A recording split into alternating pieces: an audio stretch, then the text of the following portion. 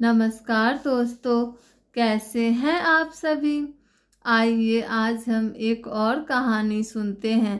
सीता जी ने बनाया भोजन पर खाने कोई नहीं आया।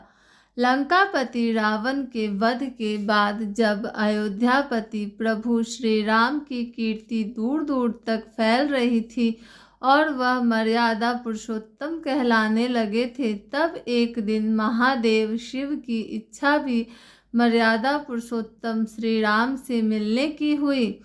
पार्वती जी को संग लेकर महादेव कैलाश पर्वत से उतरकर अयोध्या नगरी के रास्ते पर चल पड़े।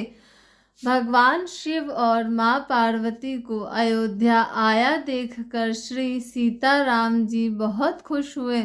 माता जानकी ने उनका उचित आदर सत्कार किया और स्वयं भोजन बनाने के लिए रसोई में चली गई।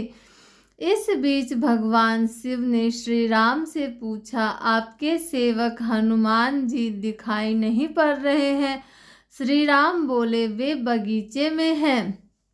शिव जी ने श्री राम जी से बगीचे में जाने की अनुमति मांगी और पार्वती जी का हाथ थामकर बगीचे में आ गए। बगीचे की खूबसूरती देखकर उनका मन मोहित हो गया। आम के एक घने वृक्ष के नीचे हनुमान जी दीन दुनिया से बेखबर गहरी नींद में सोए थे और एक लय में खराटों से राम नाम की ध्वनि उठ रही थी। चकित होकर शिव जी और माता पार्वती एक दूसरे की ओर देखने लगे। माता पार्वती मुस्कुरा उठी और वृक्ष की डालियों की ओर इशारा किया।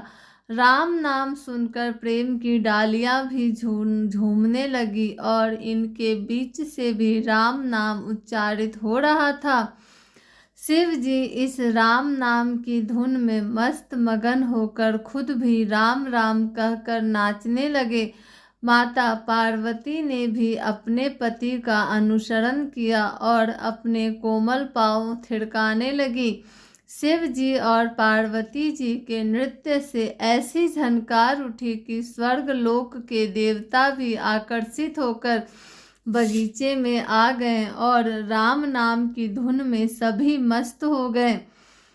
माता जानकी भोजन तैयार करके प्रतीक्षारत थी, परंतु संध्या घिरने तक भी अतिथि नहीं पधारे। तब अपने देवर लक्ष्मण जी को बगीचे में भेजा। लक्ष्मण जी तो स्वयं को श्री राम का सेवक ही मानते थे, अतः बगीचे में आकर जब उन्होंने धरती पर स्वर्ग का नज़ारा देखा तो खुद भी राम नाम की धुन में झूम उठे। महल में माता जानकी परेशान हो रही थी कि अभी तक भोजन ग्रहण करने कोई क्यों नहीं आया। उन्होंने श्री राम जी से कहा, भोजन ठंडा हो रहा है, चलिए हम ही जाकर बगीचे में से सभी को ले आए। जब सीता राम जी बगीचे में गए तो वहाँ राम नाम की धूम मची हुई थी। हनुमान जी गहरे नींद में सोए थे और उनके खर्राटों से अभी तक राम नाम निकल रहा था। सिया राम भाव विह्वल हो उठे। राम जी ने हनुमान जी को नींद से जगाया और प्रेम से उनकी तरफ निहारने लगे। हनुमान जी प्रभु को आया देख शीघ्रता से उठ खड़े हुए। नृत्य का समा भंग हो गया।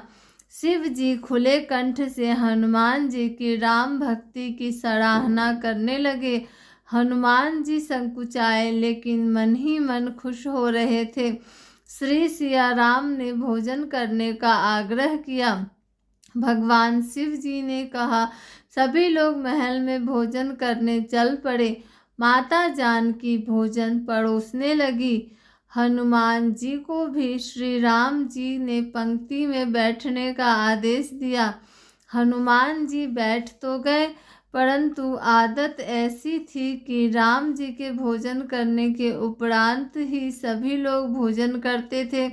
आज श्री राम के आदेश से पहले भोजन करना पड़ रहा था। माता जानकी हनुमान जी को भोजन परोसती जा रही थी, पर हनुमान का पेट ही नहीं भर रहा था। सीता जी को कुछ समय तक तो उन्हें भोजन परोसती रही, फिर समझ गई इस तरह से तो हनुमान जी का पेट नहीं भरेगा।